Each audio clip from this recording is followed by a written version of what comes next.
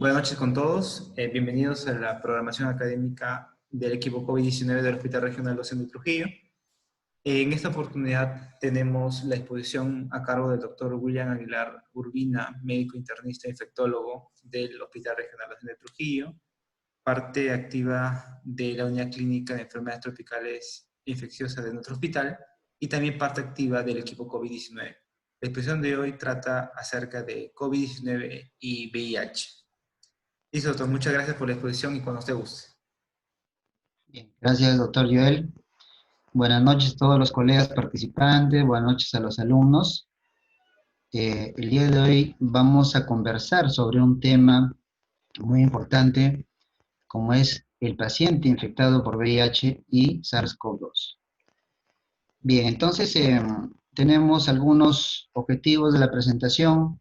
Vamos a hablar sobre epidemiología de SARS y VIH. Vamos a explicar y comprender tal vez el sistema inmunológico, porque es muy complejo, características clínicas del paciente infectado, diagnóstico de la infección por SARS-CoV-2, tratamiento, y terminaremos hablando de accidentes punzocortantes, que yo creo que es muy importante en este momento en nuestro hospital donde estamos atendiendo pacientes con SARS-CoV-2. Bien, entonces vamos a empezar hablando de la epidemiología de estas dos enfermedades, cómo estamos actualmente a nivel nacional y mundial. Empezamos presentando esta primera diapositiva, donde ustedes van a observar para el día de hoy, 24, estamos actualizados. Tenemos que varios países pues tienen una cantidad importante, ¿no? De contagiados en el mundo. Y lamentablemente, digo, ¿no? Lamentablemente porque nosotros, el país, ¿no? De Perú, estamos en séptimo lugar a nivel de todo el globo terráqueo. Se observan ustedes cómo es que la cantidad de casos en el Perú, pues, es muy alta, ¿no? Para el 24 de julio del año 2020. Entonces, esto nos sorprende, nos alarma y nos hace ver que esta infección sigue a nivel nacional e internacional. Tenemos ahí también cuántos casos confirmados, ya tenemos más de 15 millones en el mundo, como ustedes observan. ¿Cuántos casos fallecidos? 636.000, ¿no? 262 casos fallecidos y muchos pacientes recuperados. ¿Cómo estamos el VIH, el virus del HIV en el Perú y en el mundo? Con respecto a las cifras del VIH, déjenme comentarles que en el mundo tenemos nosotros 38 millones de casos en este momento, ¿no? Es una cantidad bastante importante también a nivel internacional. Y en nuestro país, el Perú, para este año, marzo 2020, 132.000 casos confirmados, ven ustedes. Es un número apreciable, ¿no? A nivel nacional. Como ustedes observan en esta gráfica, del lado izquierdo, nosotros podemos observar que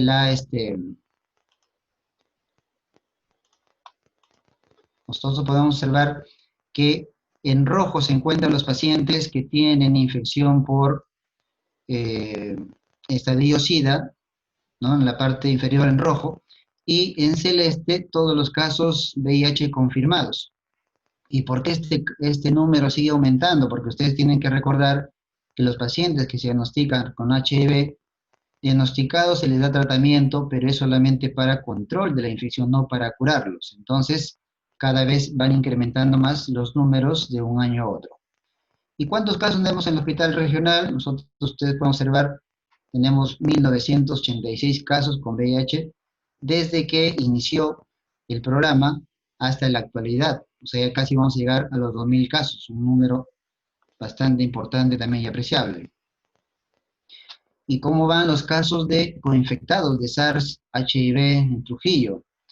Decíamos que el número de infectados por VIH, nosotros tenemos 1.986, actualmente en tratamiento, TARP significa tratamiento antirretroviral, tenemos 1.066 casos entre adultos, niños y gestantes.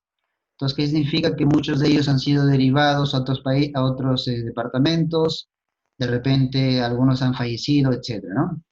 Y tenemos cuántos coinfectados por SARS-CoV-2 y VIH. Según el último reporte que comentábamos, consultaba yo hace 2 días con la licenciada de UCETI, me comentó que hemos tenido 5 casos que presentaron SARS-CoV-2 y, bueno, la coinfección, los cuales tuvieron un estadio más o menos entre leve y moderado, no necesitaron hospitalización. Un paciente del Valle que había fallecido, falleció en su casa al final, y un paciente hospitalizado, ¿no? Que vamos a comentar más adelante. Entonces, esos son los casos, como es que hasta el momento tenemos registrados a nivel en este hospital regional. Bien, la segunda parte, para entender un poco más esta relación que nosotros queremos conversar con respecto al HIV y el SARS, tenemos que recordar algunos conceptos de inmunología.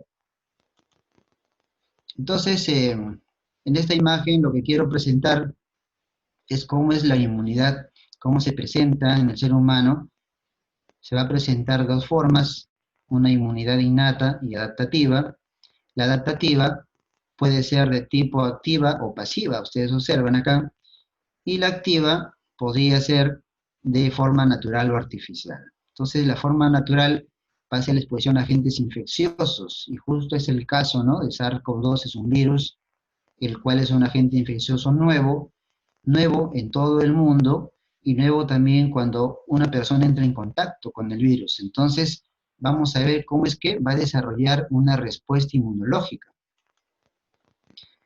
Esta imagen que ustedes ven acá es tomada del libro de Inmunología de Abbas. Es muy ilustrativa porque nos deja ver cómo es que la inmunidad de tipo innata y adaptativa se va a desarrollar en las personas independientemente, ¿no?, del agente infeccioso que ingrese al cuerpo. Va a desarrollar primero la inmunidad innata en las primeras horas, puede ser 12, 18, 24 horas, y luego, cuando ya pasa algunos días, entra a tallar la inmunidad adaptativa, ¿no?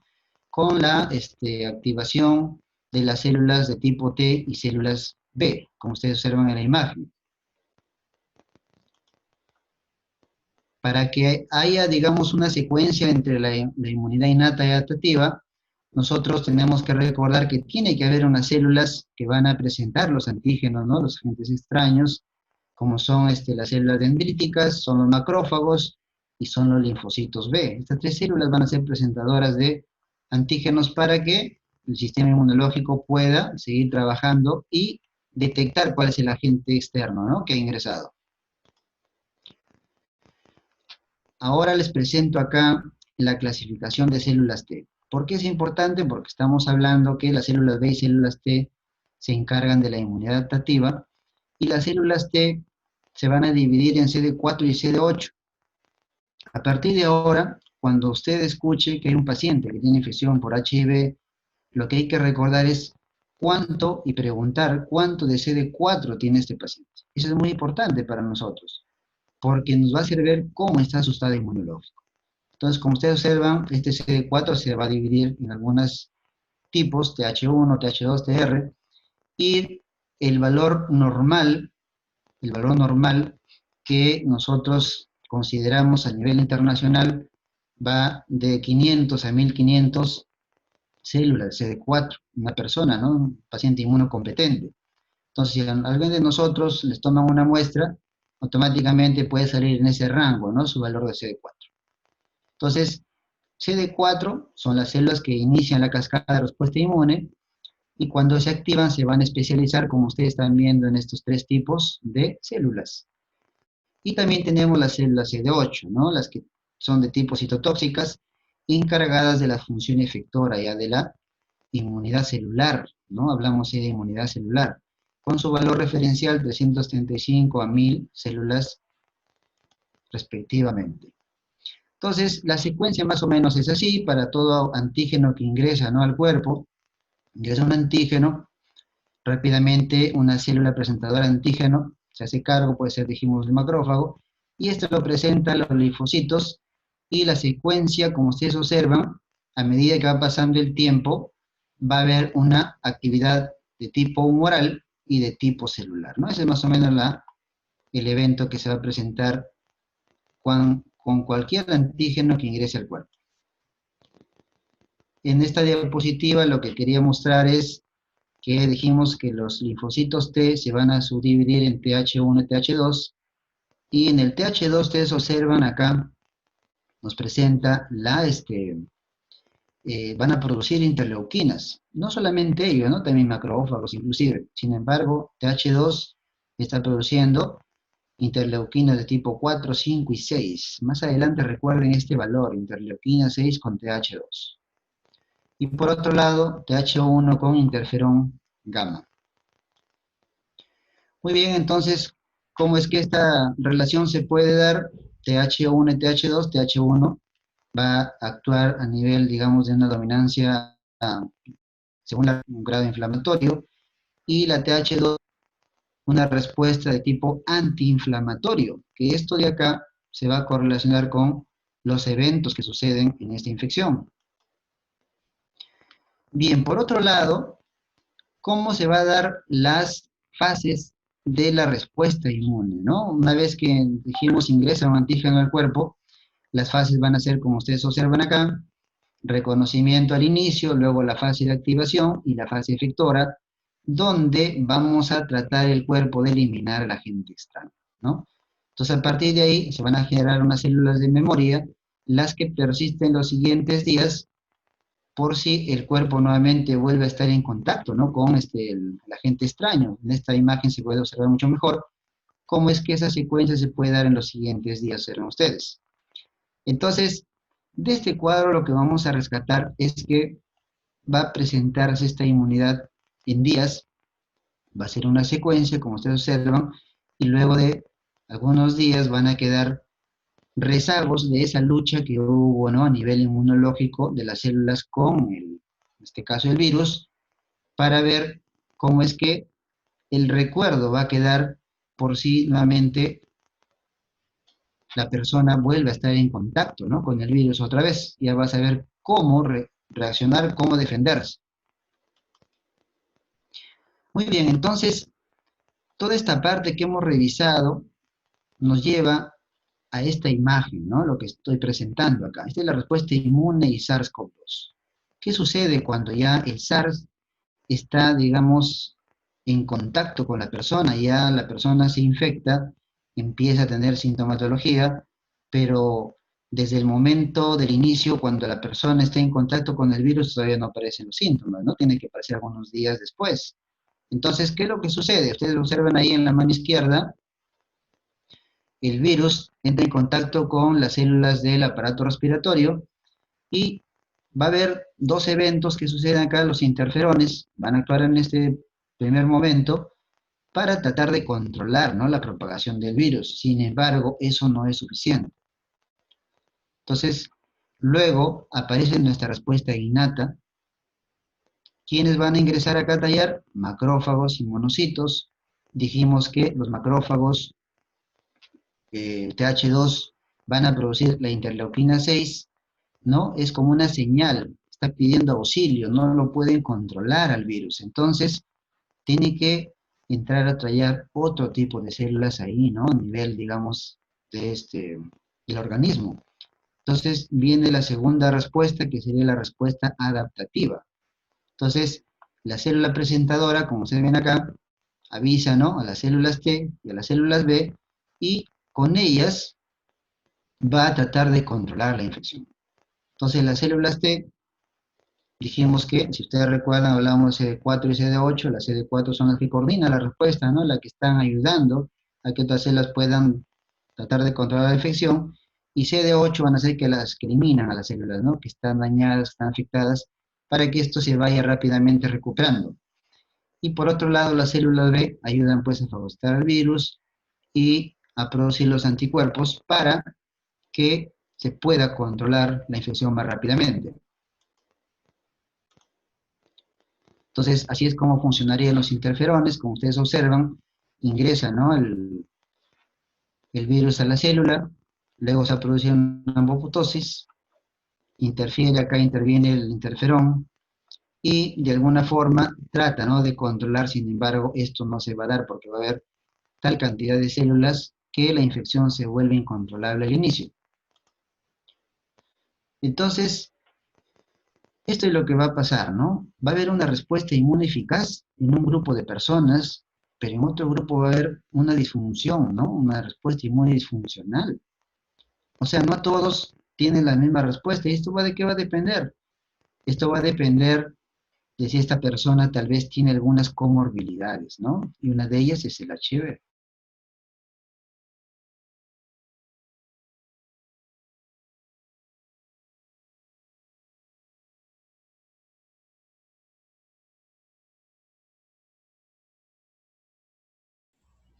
Bien, entonces en esta diapositiva que presentamos, estamos tratando de explicar cómo es que el virus ingresa a los alveolos, una vez que la persona se infecta. Luego empezamos a tener acá, digamos, el virus va a tratar de ingresar a las células y pues ya hay algunos receptores, ¿no? Los receptores AC2, los cuales en su momento ya se han estudiado, parece que estos de acá hay más en varones que en mujeres, por eso que los varones se infectan más que las mujeres. Y luego aparecen las células macrófagos, las cuales serían presentadoras de antígenos, y también los que van a producir interleuquina 6. En su momento, estas producen más señales activando los linfocitos T, monocitos y macrófagos. Entonces, ¿qué va a suceder acá? Sucede dos eventos. Puede ser que una persona tenga una respuesta inmune eficaz, como ustedes pueden ver en la parte superior, o tenga una respuesta inmune disfuncional, como ustedes observan en la parte inferior. Entonces, esto de acá, ¿de qué va a depender? De muchos factores, ¿no? Depende si tiene comorbilidades, tal vez de la edad, de repente si es un paciente obeso, etcétera, ¿no? Y en este caso, como nosotros estamos tratando el tema, si es que tiene tal vez HIV. Entonces, en la parte inferior vamos a ver cómo es que esta respuesta inmune disfuncional puede inicialmente afectar el sistema de coagulación. Por eso que a las personas le tenemos que indicar nosotros en los tratamientos heparina, ¿no? De diversas formas, esta heparina tiene que indicarse. ¿Qué más puede haber? Hay un infiltrado excesivo de macrófagos, monocitos y linfocitos T. Va a haber también una tormenta de citoquina sistémica. Esto es lo que en su momento, pues, se ha hablado mucho y lo que actualmente se está tratando de diversas formas, tratar de controlar para que el paciente se recupere lo más temprano posible. Va a haber un daño endotelial, una inflamación extendida, ¿no?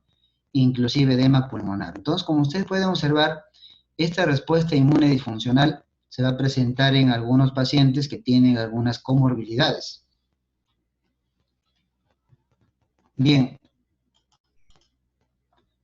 y nosotros en algún momento hemos encontrado este cuadro, ¿no? Cuando hemos revisado la literatura, muchos de ustedes, colegas, y tal vez los alumnos, han encontrado este cuadro, y pues todo lo que hemos conversado hasta ahora se resume en esto de acá. Entonces, la infección se ha, digamos, clasificado en tres estadios, estadio 1, 2 y 3. Al inicio estamos con el momento en que el virus llega al cuerpo y comienza a producir una respuesta inmunológica. Entonces, ¿qué va a suceder acá? Va a empezar a haber síntomas constitucionales, de repente un poco de cansancio, malestar por los factores de necrosis tumoral. Va a haber anosmia, ¿no? Afectación de las células, en este caso respiratorias, fiebre puede haber, tos, diarrea, ¿no? Diarrea sobre todo más en los niños, en los adultos casi no hemos encontrado, pero en los niños sí presentan una buena cantidad. Entonces, como es que la lucha se encuentra con nuestro sistema inmunológico, lo lógico es que nuestros linfocitos empiecen a disminuir, porque cada vez la lucha es más, digamos, más aguda, y ¿no? Es lo que siempre se debe encontrar, efecto de lo que estamos explicando. Luego, vamos a encontrar aumento de algunos exámenes como DHL, aumento del dímero D. Y si ustedes observan, esta secuencia continúa con el estadio 2 y 3, y luego, y esto de acá pues ya se ha hablado en otro momento, no voy a comentar la parte que vamos a tratar nosotros, es la primera parte, el estadio 1 de detección temprana.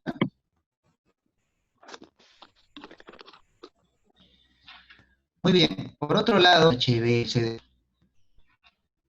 en la matriz, y pues dentro de las células se va a producir igual, ¿no? Producción de estos virus, y al final muere la célula y el virus sigue incrementándose cada día más. Entonces, la secuencia natural de la infección por VIH es la que ustedes ven acá. Primero se infecta la persona, aparecen los virus en la sangre y rápidamente empieza a incrementar. Entonces, acá es donde se da un síndrome retroviral agudo, ¿no? Es el momento en que el cuerpo indica que se ha contagiado de VIH. Estamos hablando solamente de alguien que se contagió de HIV. Entonces, acá vemos cómo este síndrome aparece en las primeras semanas. Puede ser de repente malestar, fiebre, ¿no? Una faringitis se puede presentar.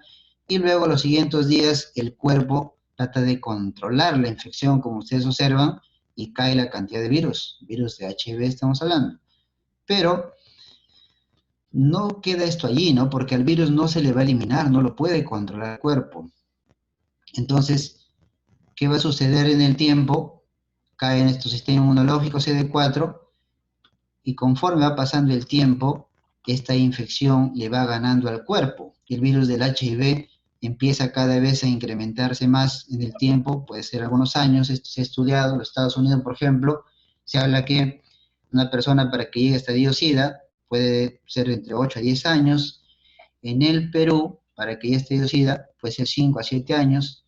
Eso es variable, ¿no? De acuerdo al país y las condiciones que nosotros tengamos.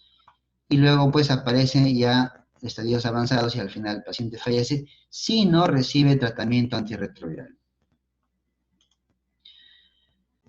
Esta imagen que ustedes observan es para ver cómo es que, decíamos, si baja el CD4, prácticamente empieza a decaer y aparecer infecciones oportunistas en las personas que tienen infección por HIV.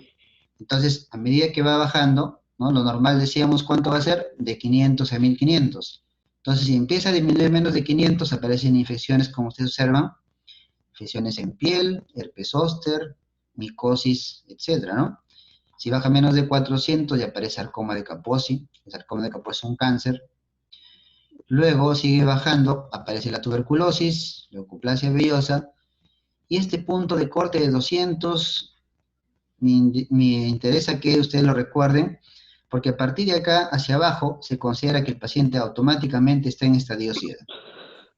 Puede haber acá pacientes que tengan neumocistis girovesi, criptococosis, toxoplasma, entre otros, ¿no? Y a medida que cae más, aparecen más infecciones oportunistas. Entonces, esta imagen era para ver cómo es que se relaciona nuestro CD4 y digamos, el avance de la infección por el VIH en una persona que ya tiene, puede ser semanas o tal vez años, ¿no? Con la infección. Entonces decíamos que una de las infecciones más frecuentes es neumonía por neumocistis girovesi. Años atrás se hablaba de neumocitis carinea, ahora se ha cambiado esa denominación. Y esta es solamente una de las infecciones oportunistas más frecuentes. ¿Y por qué lo presento? Porque SARS-CoV-2 se va a presentar a nivel respiratorio. Entonces, lo primero que tendría que hacer es, cuando me entero que un paciente tiene HIV, es preguntar cuánto tiene CD4. Si me dicen que tiene más de 200, tendría que pensar que tenga tal vez otra infección. Pero si tiene menos de 200, se me ocurre, por ejemplo, 30 o 40, automáticamente yo tendría que estar pensando en que podría tener una infección de tipo oportunista, ¿no? Como en este caso neumocistis girovesi. ¿Qué puede haber ahí? Tal vez disnea, tos, fiebre, ¿no? De varios días o semanas de evolución. Y dependiendo, pues, el estado que se encuentre el paciente, puede haber otras infecciones más, ¿no? Infecciones asociadas. Muy bien, entonces hemos visto cómo es que hay una amplia gama, ¿no? De, digamos, eventos que suceden a nivel inmunológico, los cuales nos ha servido para que tengamos una idea de lo que está sucediendo en una persona que tiene o SARS-CoV-2 o HIV y en un paciente, ¿no? Digamos, inmunodeprimido. Entonces ahora vamos a hablar del diagnóstico, cómo hacemos el diagnóstico de cada una de las enfermedades. Rápidamente, en este cuadro vemos en la mano izquierda Todos sabemos que para detección del virus del HIV hacemos exámenes de ELISA. Estos exámenes se han ido mejorando, cada vez se ha cortado el tiempo de hacer el diagnóstico, ¿no? Primero a veces demoraban mes y medio para hacer diagnóstico después que una persona dio contacto con el virus y aparecían los antígenos. Cada vez ha ido reduciendo, como ustedes ven, de primera, segunda, tercera generación. Ahora tenemos ELISAs de cuarta generación en lo que manejamos en los hospitales. Y también tenemos exámenes de RNA, PCR y ADN proviral, ¿no? Con menos acortado el tiempo para saber que alguien tiene VIH. Y por otro lado, esta otra imagen que aparece en la mano derecha es para hacer el diagnóstico de SARS-CoV-2. Para SARS-CoV-2, nosotros recuerden que tenemos dos tipos de pruebas, las pruebas rápidas y el PCR.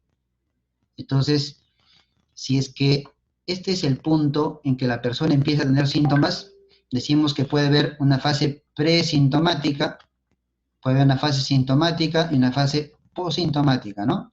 Entonces, desde la fase presintomática, que puede ser en promedio de una semana, desde que la persona está en contacto con el virus, va a desarrollarse, se puede encontrar, ¿no? A nivel de la nasofaringe, podemos encontrar el PCR positivo, ¿ya?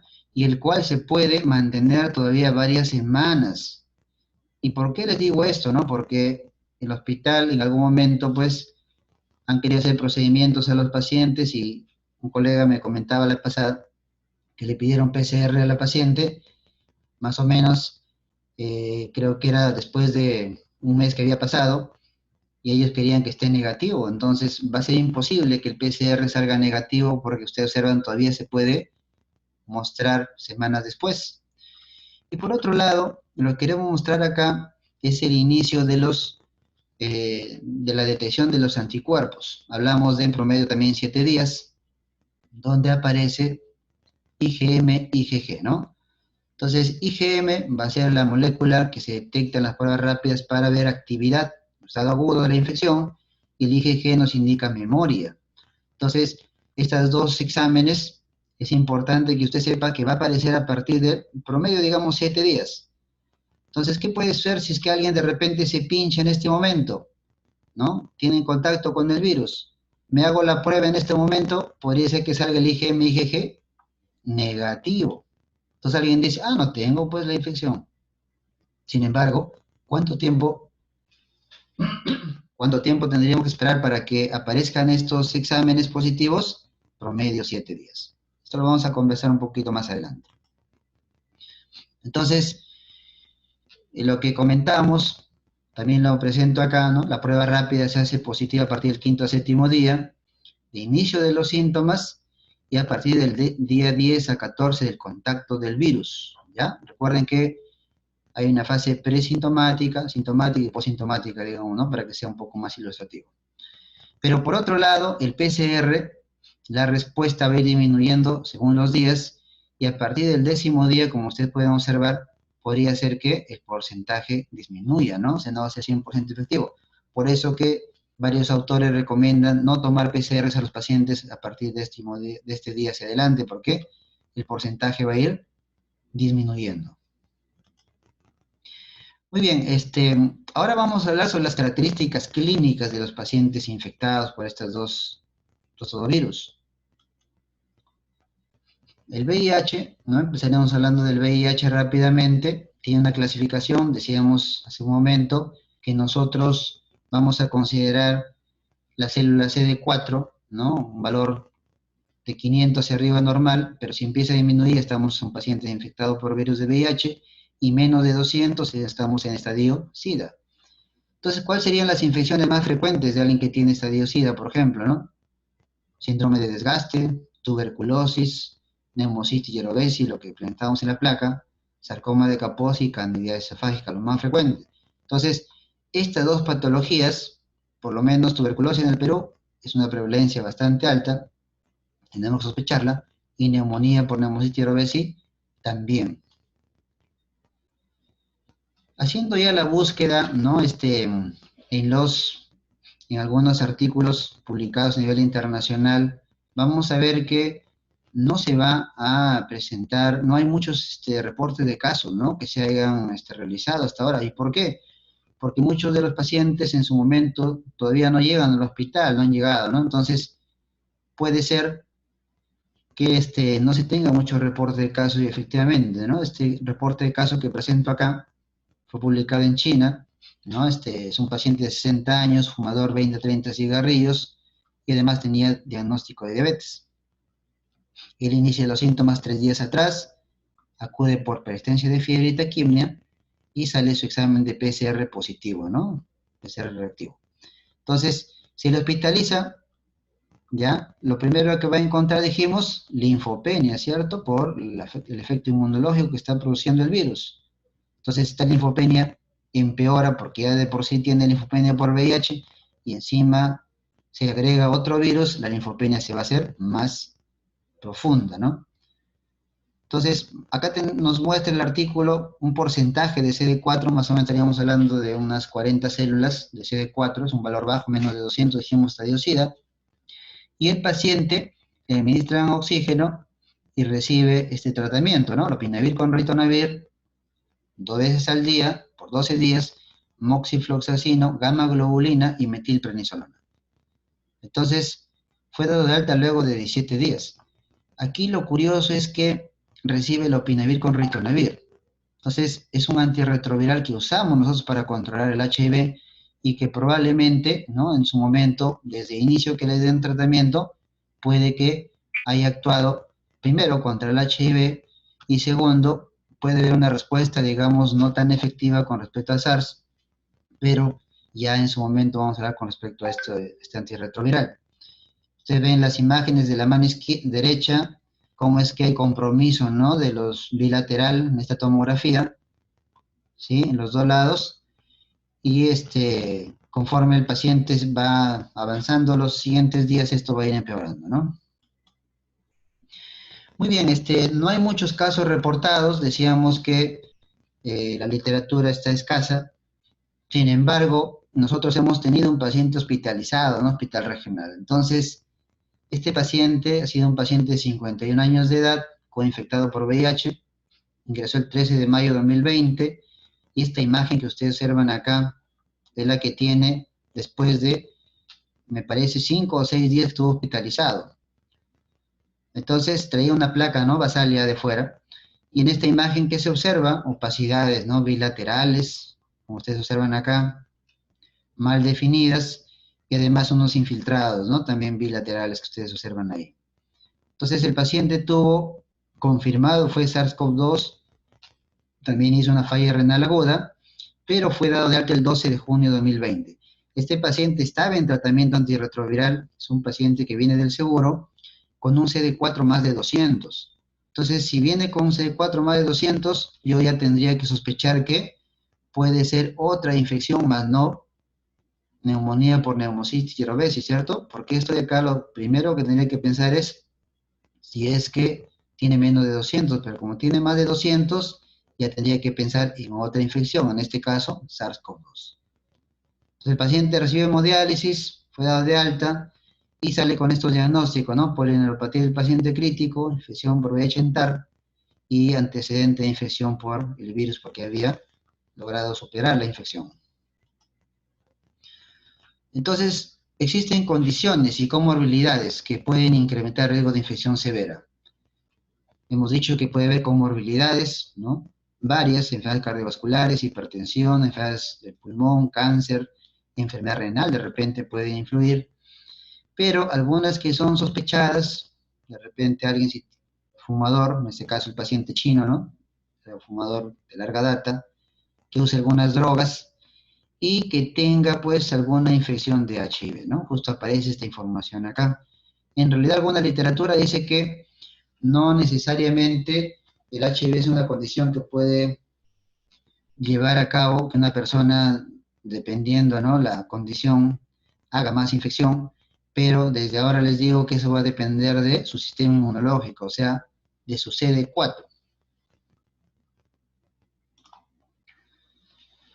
¿Y cómo están los datos, pues, en países donde hay más casos de VIH? Como ustedes saben, en el África se encuentra el mayor porcentaje de casos de VIH en el mundo. Entonces ellos han hecho una revisión allí y lo que presentan es que pacientes con antirretrovirales y con recuentos CD4 más altos, más de 200, podrían tener un curso leve, ¿no? Moderado de COVID-19. O sea, si tienen más de 200, automáticamente yo puedo pensar que se va a responder, digamos, la infección casi como un paciente que no tenga infección por este virus, si es que está con tratamiento antirretroviral. También en Sudáfrica, ¿qué se ha encontrado? ¿No? Que los cuadros respiratorios se asocian, por ejemplo, la influenza 20 veces mayor en pacientes HIV que en sujetos no infectados. La influenza está de la mano también, ¿no? Con pacientes con HIV, por eso es importante vacunarlos.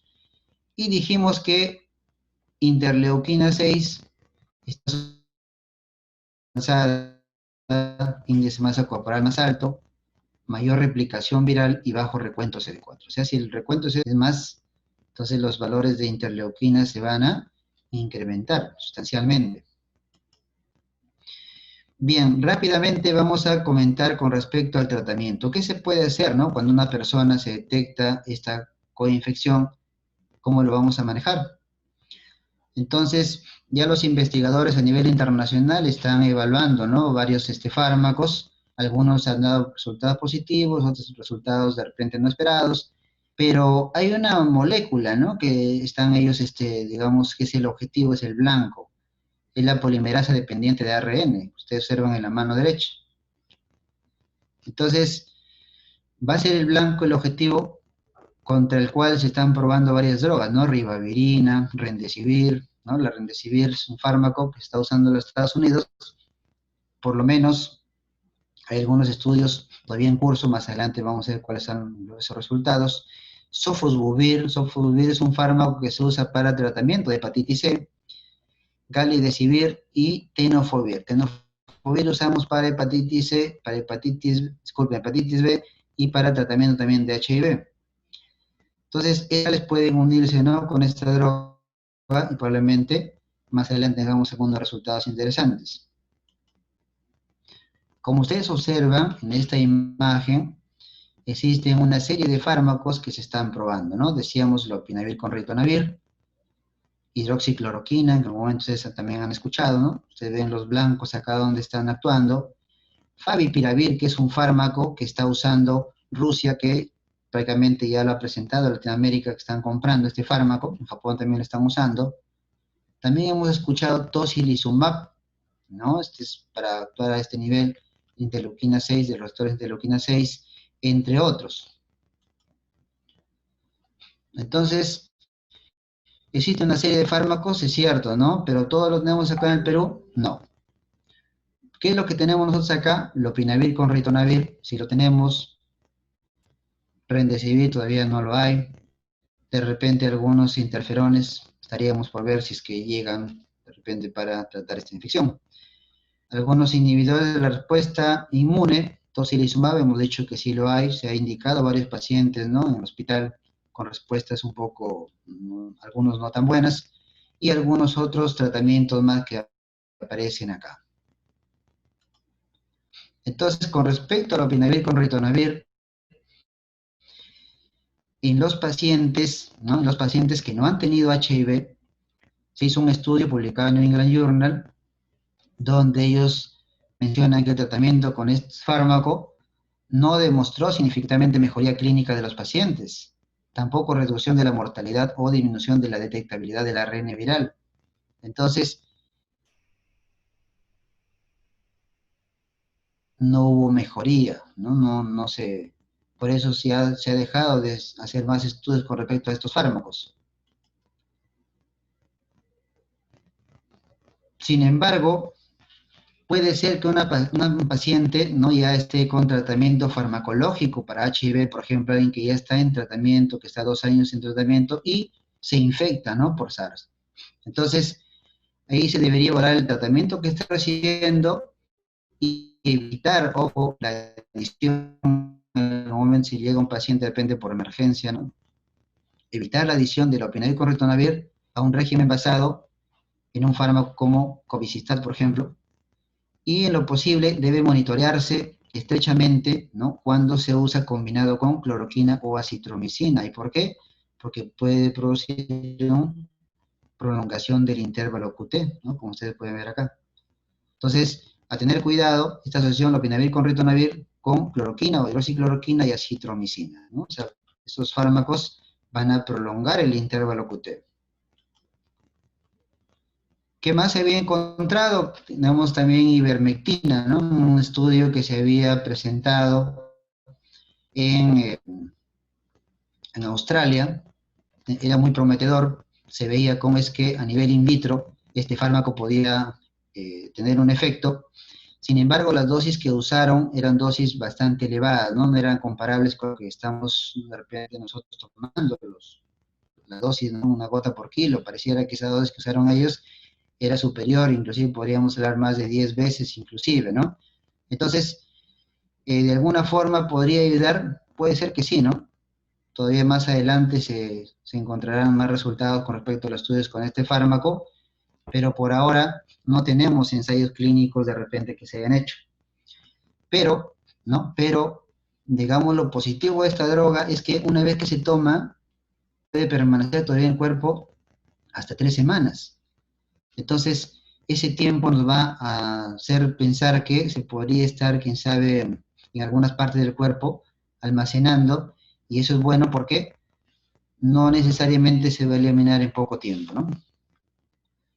Bien, ¿qué más con respecto? No hay más fármacos que se puedan a la mano de repente tener, entonces lo que se sugiere es que los pacientes que tienen HIV, decíamos un momento, estén vacunados contra influenza y neumococo. Influenza, ¿por qué? Dijimos que en el África aumentaba 20 veces más la infección por este virus si es que no está vacunado. Y neumococo, importante vacunarse también por los riesgos de hacer neumonías a nivel de repente comunitarios. Entonces, ¿qué sugiere la CDC, ¿no? Para los pacientes PVVS significa personas viviendo con VIH-Sida. O sea, los que ya han contagiado y están a veces 5 años de tratamiento. Entonces, ¿qué sugiere para ellos, no? La CDC en los Estados Unidos. Hay que asegurarles su tratamiento, por lo menos 30 días, tratamiento antirretroviral, sus vacunas, ¿no? Contra influenza y neumococo, establecer un plan de atención, si está aislado, en cuarentena, tal vez cómo se puede evaluar a ese paciente, tal vez por telemedicina, y mantener una red social, ¿no? Para que se pueda estar teniendo al tanto cómo está evaluando el paciente, cómo está evolucionando. Bien, para terminar, este es el último punto que queríamos presentar con respecto a los accidentes punzocortantes, ¿no? En el hospital, en este caso, hospital regional, como estamos, se considera hospital COVID, todos los pacientes que llegan ahí tienen ya infección por SARS-CoV-2, pero de buenas a primeras puede ser que una persona además tenga otra infección. Entonces, ¿qué puede ser si en algún momento el personal se pincha, ¿no? Recordar esto de acá, ¿no? Recordar que en superficies, tener de repente un tiempo de vida, por ejemplo, en el aire se habla de algunas horas, en metal como el cobre se habla de 4 horas, cartón, plástico, acero inoxidable, observen ustedes 2 a 3 días. Entonces, si es que yo tengo un accidente a nivel, de repente, hospitalario, tendría que un poco preocuparme porque recuerden que el virus pues está circulando en todo el torrente sanguíneo, entonces si alguien se pincha y deja por ahí tirado el material y no elimina adecuadamente, hay un riesgo, ¿no? Potencial con este tiempo que está durando el virus en estas sustancias. Ahora, por otro lado, si es que yo tengo, digamos, este accidente ocupacional, nosotros tendríamos que pensar que una persona, ¿no? Una persona puede tener otras infecciones. Y cuando uno se pincha, la primera posibilidad y el mayor porcentaje de infectarse es por hepatitis B, más que HIV. Entonces, por hepatitis B es lo que tendríamos que pensar nosotros, que alguien se pueda contagiar, ¿no? Para hepatitis B existe un tratamiento, por lo menos sí lo hay, ¿no? Se puede dar a nivel hospitalario, siempre y cuando estar seguro de lo que tiene el paciente. Entonces, ¿qué se puede indicar, no? Alguien sufre un accidente. Primero, evaluación del riesgo. Hay que ver si es que la herida, quién sabe que se ha presentado, es profunda, está sangrando, ¿no? Si ha sido de repente con un material que ya fue usado con el paciente, entonces yo puedo decir, claro, el riesgo está ahí, ¿no? Pero si todavía recién usted estaba sacando la jeringa y se pincha, entonces no hubo contacto con el paciente, entonces todavía no hay, de repente, forma de que se haya contagiado, ¿no? ¿Qué más tendríamos que hacer? Solicitar exámenes de sangre, hay que valorar cómo están sus exámenes basales, en este caso, exámenes generales. Luego tenemos que estar empezando un tratamiento antirretroviral. Se deja este esquema, que esto lo he sacado de la norma MINSA, tenofovir, este primer fármaco, entricitabina, FTC, y lopinavir con ritonavir. Estos tres fármacos sugieren la norma. Sin embargo, ¿no? Sin embargo, mi sugerencia, con la poca evidencia que tenemos, pero sí estaría, digamos, por lo menos indicado en ese momento, porque ya el virus entraría en contacto con la persona, dar además ivermectina, se podría indicar en ese caso. Entonces, esa es mi sugerencia, ¿no? Con la poca evidencia que hay, no hay, esto no está escrito en ningún lado. ¿Qué más se puede hacer? Exámenes basales, dijimos, ¿no? Exámenes basales de HIV, exámenes basales de SARS-CoV-2 a la persona que se ha contagiado. ¿Por qué? Porque puede ser que ella tiene síntomas, ¿no? Y luego dice, pues recién me acabo de contagiar y el paciente me contagió, pero él ya sale positivo. Entonces, ¿qué significa? Dijimos que ya hace más de 7 días que está infectado, ¿cierto? Entonces, esto es un examen basal y luego se da examen de seguimiento. Exámenes también de hepatitis B, hepatitis C y en los exámenes generales. ¿Qué más tendríamos que hacer? Evaluar comorbilidades y además toma otros medicamentos, si es diabético, hipertenso, tenemos que valorar esto. Y también no se olviden de pedir exámenes al paciente caso, o sea, a quien, con la persona quien estuvo haciendo el procedimiento, porque eso me va a mí orientar qué más se puede hacer, ¿no? El paciente de repente no me dijo que tenía hepatitis o no que tenía HIV, entonces le hacemos los exámenes y sale reactivo. ¿Se dan cuenta? Entonces tendríamos que nosotros valorar también a la persona que fue el caso, el paciente caso, ¿no? Y tenemos que hacer seguimiento, control la semana, para valorar dos cosas, si es que podría haber, de repente, si alguno de los exámenes que hemos solicitado está alterado, ver qué más podemos indicarle a ese nivel. Bien, creo que eso fue. No sé si de repente hay alguna pregunta, estamos ya en estarlo. Voy a dejar de compartir la pantalla. Muy bien, se agradece al doctor Aguilar por la exposición. Ahora, los participantes, por favor, siéntanse libres de escribir sus preguntas en el chat de manera ordenada. Si tienen algún aporte o alguna pregunta en el cual quieran ahondar un poquito más, pues ordenadamente soliciten el micrófono para que puedan hacerlo, ¿no? Esta especie de conversatorio no debe durar mucho, pero tiene que ser, las dudas importantes tienen que ser, ¿no?, resueltas. Ahora, mientras los participantes dan sus preguntas o piden la palabra para los aportes, sí me gustaría comentar y también el hecho de la linfopenia, ¿no?, que se ve en los pacientes con SARS-CoV-2. Vemos pacientes que en general, los pacientes más graves especialmente, hacen una linfopenia y algunos una linfopenia bastante marcada. Entonces, en esos pacientes, doctor, con VIH, sabemos que el CD4 y está marcadamente disminuido, ¿no? Y la relación puede estar baja. Entonces, ¿cómo valoraríamos esta gravedad o se consideraría, digamos, no útil este marcador de gravedad en pacientes con infectados? La casuística que hemos tenido en el hospital es bajísima, ¿no? Como usted ha dicho, hospitalizados solamente ha habido uno y pues ambulatorios han habido poquitos, ¿no? No, y también en la literatura global no hay mucha información, pero ¿cuál sería su apreciación al respecto, ¿no?, en la valoración de la linfopenia como gravedad en pacientes con infectados? Bien, esa pregunta yo creo que es muy acertada cuando la haces porque nos deja explicar, ¿no? Que probablemente una persona que vaya al hospital, a veces con HIV, ya después esta infección ya lo tiene semanas y tal vez algunos meses. Entonces, si por algún motivo pues ya se hizo exámenes en buena hora, ¿no? Pero si es que no lo sabe el paciente, en ese momento se toma la prueba y sale positivo, sale reactivo. Entonces el segundo paso, dijimos, ahí es hacerle el examen de CD4. Entonces, en este momento, con los problemas que tenemos en el hospital, no se estaban tomando muestras, pero a partir de la primera semana de agosto vamos a reiniciar a tomar muestras para saber cómo están, digamos, los valores basales, ¿no?, de los pacientes con CD4. Entonces, si alguien tiene menos de 200 CD4, automáticamente estamos, dijimos, en estadio SIDA. ¿Y por qué es importante este valor? Vamos a encontrarnos con más importancia ahí, desde lesiones en piel, en todos los planos, inclusive a nivel respiratorio, neumonía, peritonitis y RBC. Entonces imaginémonos cómo ya está afectado el sistema inmunológico en estos pacientes, y luego si es que ya una persona contrae, ¿no?, contrae la infección, podría pasar dos cosas, ¿no? Que este paciente con HIV esté en tratamiento TAR o no esté en tratamiento TAR.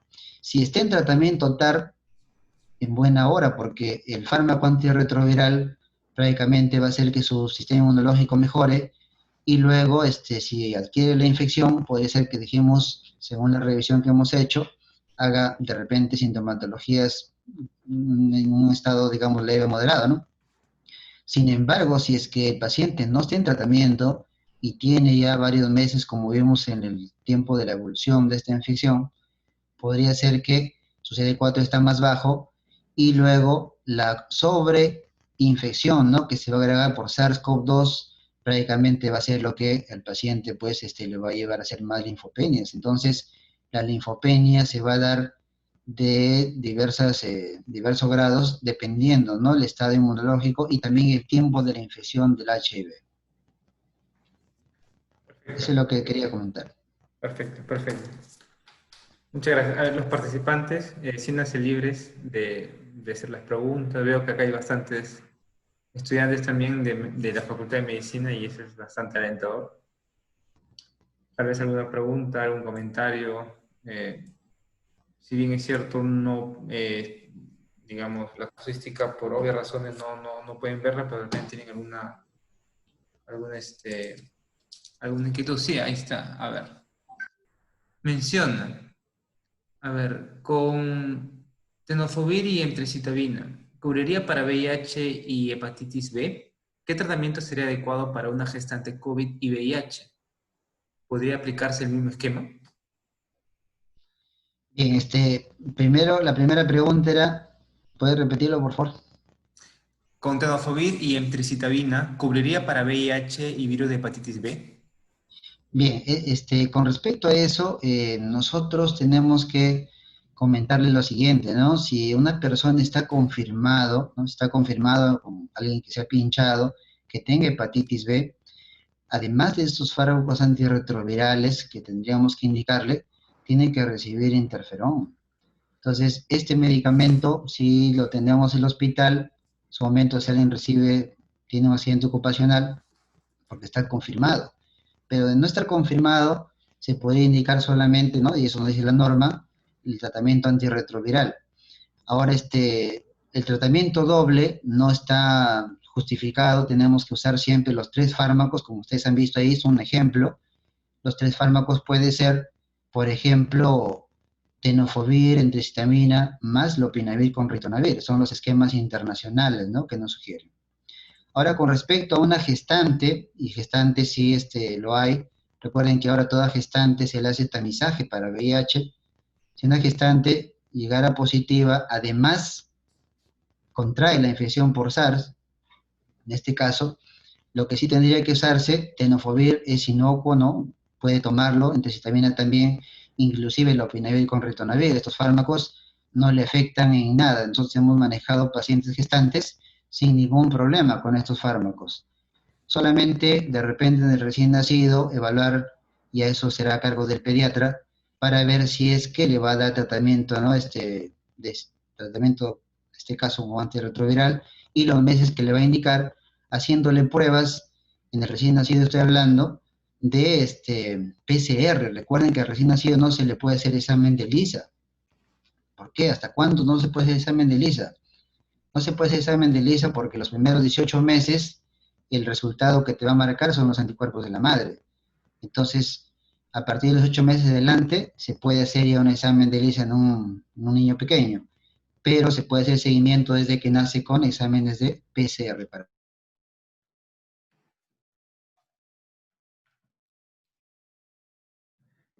Perfecto.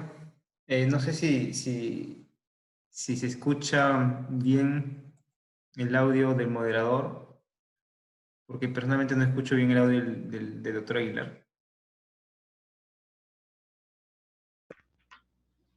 Ahora, Ah, sí, muy bien. A ver, sí me escucha, ¿verdad? sí, Perfecto. Menciona la doctora Montenegro. ¿Hay reinfección por COVID? muy bien.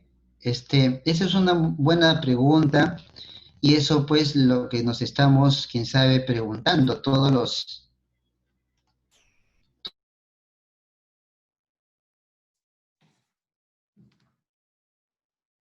Mientras más tiempo, mientras más tiempo tengamos de repente IgG en nuestra sangre, va a valorarse, digamos, el momento, ¿no? Las células de memoria que tenemos.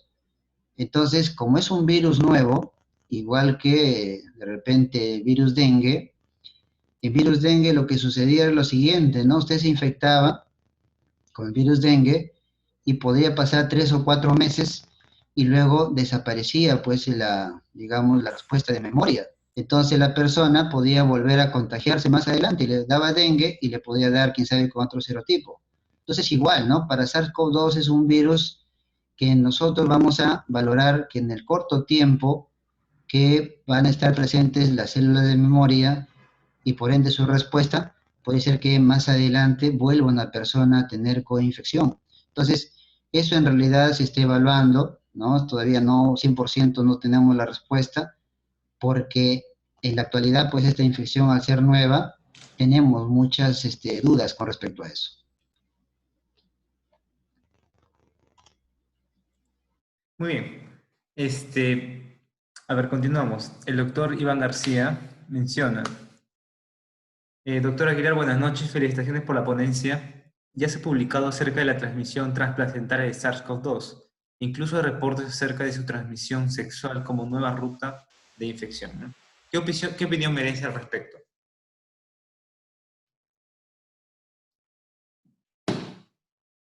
Hola, hola, ¿se escucha? ¿Se escucha?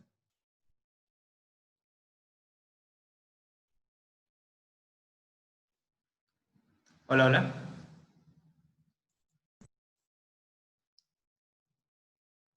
Hola, hola. Confirmen porfa en el chat si se escucha el moderador. Ah, sí se escucha, perfecto. Doctor,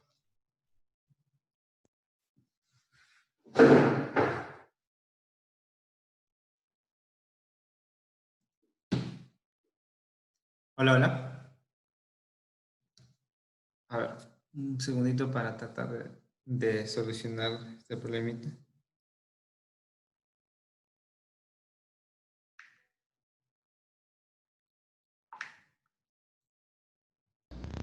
Sí, ya. Hola, hola. Sí, se escucha, ya se escucha. Hola, hola. Sí, se escucha, se escucha. Hola, hola, doctor, ¿se escucha? Sí, hola, hola.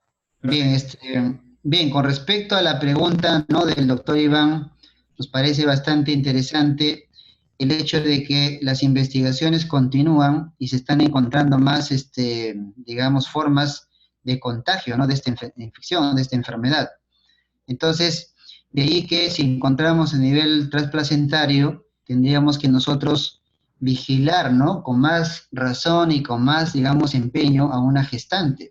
Entonces, si es que la gestante estamos hablando de coinfección de HIV con SARS, toda gestante que se diagnostica rápidamente tiene que ser tratada, entonces tiene que iniciarse un tratamiento antirretroviral. Y luego, pues, los siguientes meses tienes ese control mensual.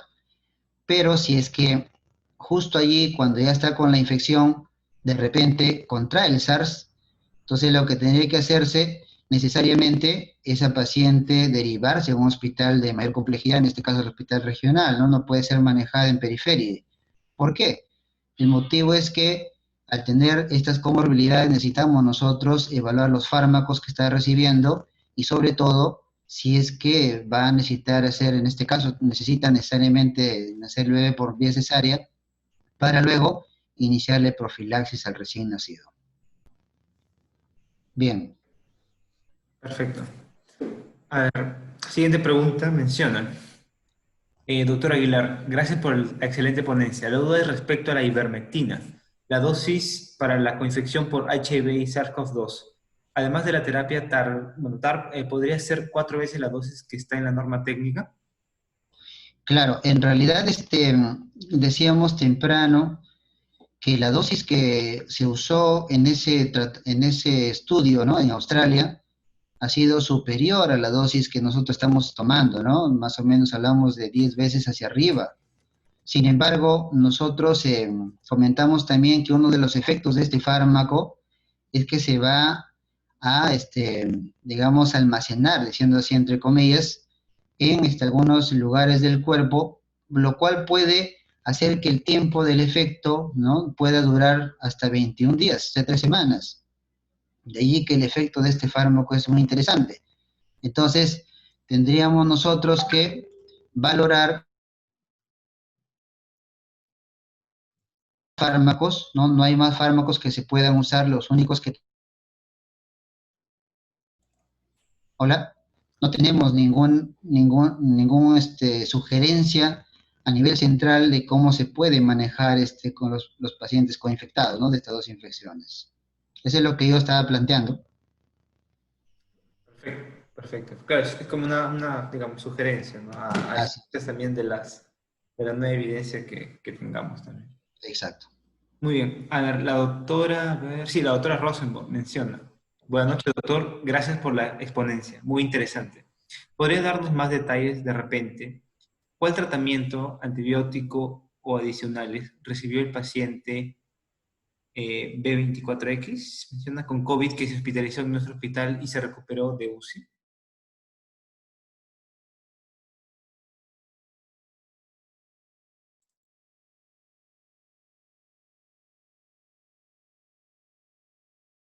Hola, hola, ¿se escucha? A ver, con respecto a la doctora Rosenborg, ella pregunta sobre el caso que se tuvo en el hospital. Sí, El caso particular, ¿no? bien, bueno, para comentarles, este paciente ha venido pues en el mes de mayo, me parece, justo le presentaba ahí los datos. Sin embargo, mi persona no estuvo en el mes de mayo en el hospital. Los datos que he podido recolectar son los que presenté ahí en esa diapositiva, pero sé que el paciente estuvo en la UCI, estuvo hospitalizado, estuvo intubado también y tuvo varios días, ¿no? De evolución. Pero lo importante acá es que este paciente venía con un tratamiento antirretroviral. Entonces, quien les habla no ha podido tener acceso a la historia. Recuerden que no se puede, las historias no hay quien trabaja ahí en admisión. Tenemos problemas y no hemos podido tener acceso, ¿no? A qué más tratamiento ha recibido. Sin embargo, es un caso muy interesante porque ahí estamos hablando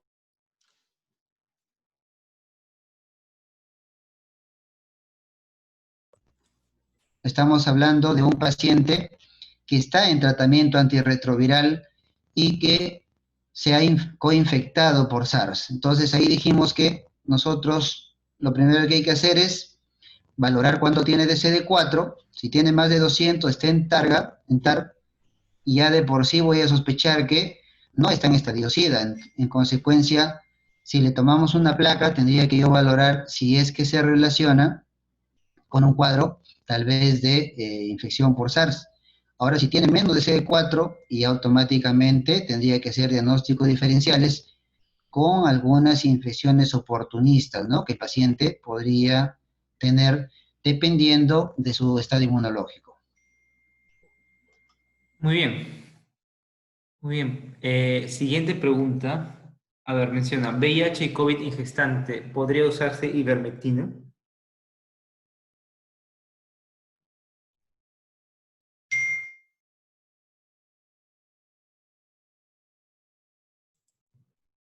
A ver, hola, hola, sí. Sí, con respecto a una gestante, ¿no? De repente, de pensar en indicarle ivermectina. Ivermectina decíamos que es un fármaco que se usa, si ustedes alguna vez han revisado, se usa como antiparasitario, pero nosotros no tenemos mucha evidencia tal vez en usarlo hasta ahora, ¿no? No hay estudios, ensayos clínicos de repente controlados en un grupo importante de pacientes. Y recuerden que inicialmente los estudios se hacen primero con personas, grupos, digamos, adultos, y luego ya se evalúan casos especiales, ¿no? Por ejemplo, niños y gestantes. Entonces, en gestantes todavía no tenemos mucha información.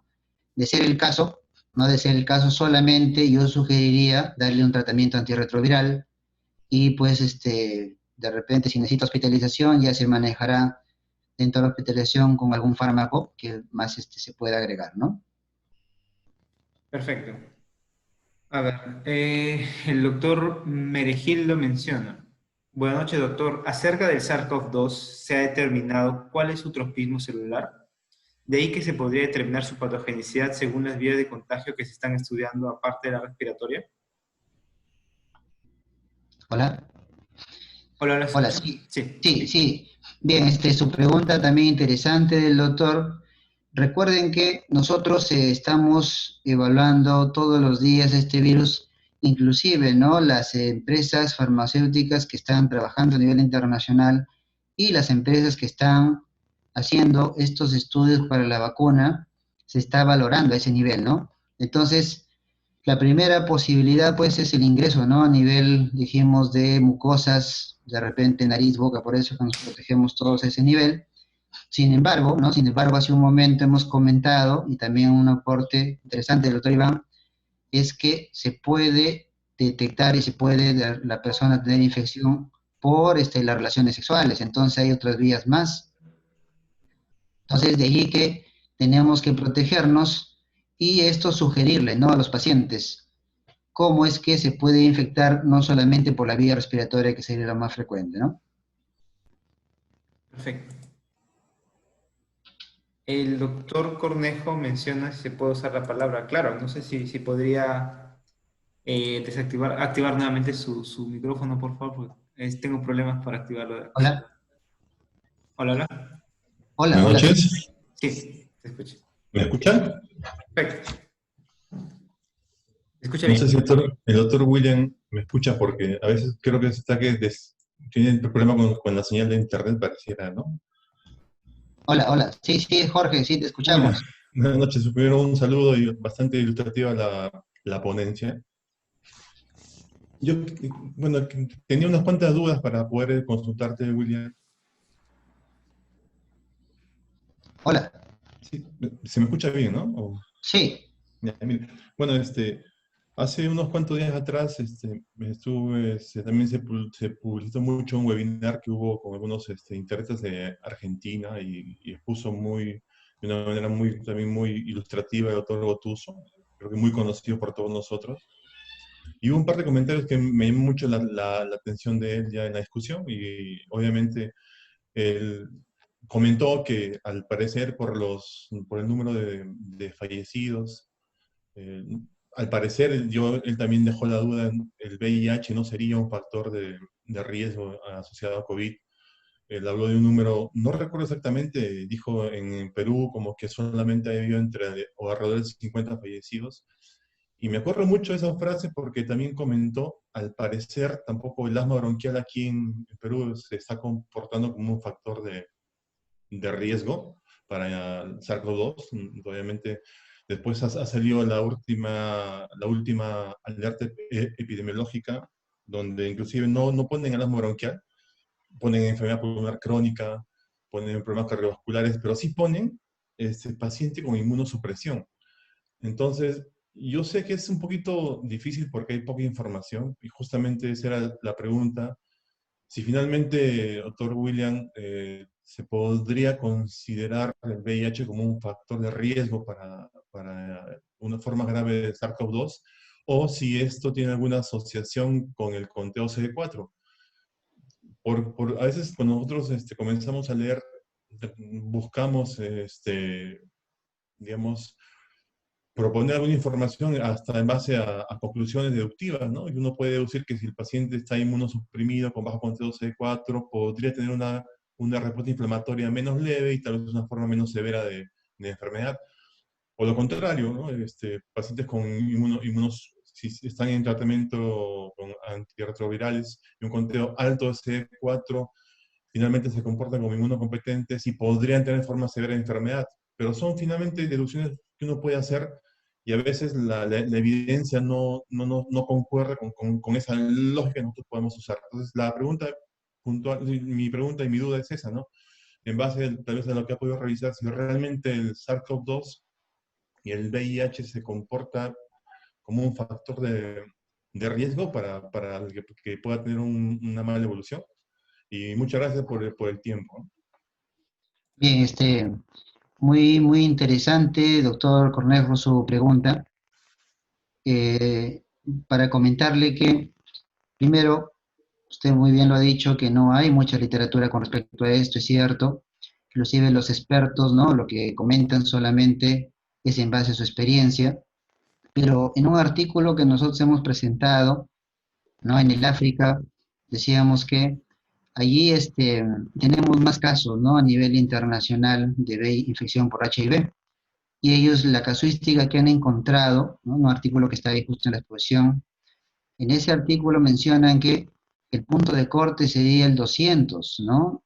200 hacia arriba, los pacientes tienen de repente infección por SARS-CoV-2 de tipo tal vez leve y moderado, ¿no? Y cuando es el SARS, cuando es la CD4 menos de 200, y digamos, el pronóstico y la evolución de la infección va a ser más grave, ¿no? Más severo.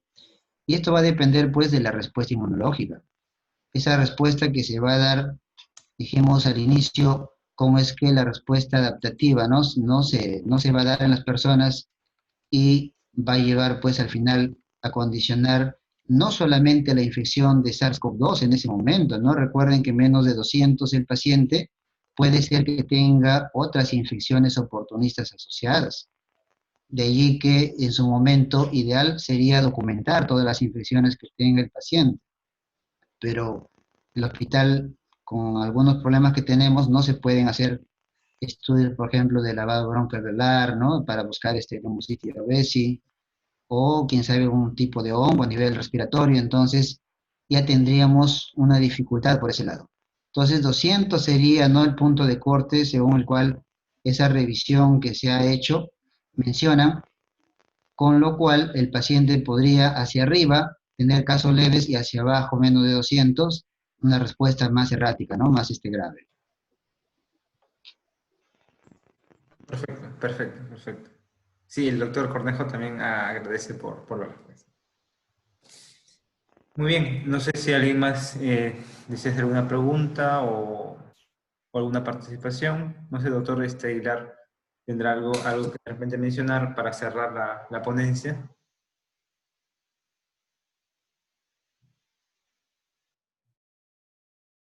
Hola, hola, hola, Sí, hola, sí, sí. hola. Bien, para terminar, de repente lo que tendríamos que hacer nosotros como trabajadores del hospital, personal de salud que está trabajando actualmente en un hospital COVID, ¿no?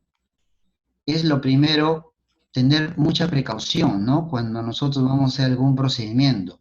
Y es cierto, pues usamos con toda nuestra indumentaria, nuestros trajes, que nos da el hospital. Sin embargo, recuerde usted que podría, cuando hace un procedimiento, tener de repente un accidente punzocortante. Hace 3 días vino por consultorio un colega de cirugía que había hecho un procedimiento y pues luego que él ha terminado ya, ¿no?, el procedimiento, ¿no?, por dejar la gasa, se cortó con el bisturí, era un bisturí de tipo triangular. Entonces, él al observar, ¿no?, el guante prácticamente había cortado y se dio cuenta que había sangrado, ¿no?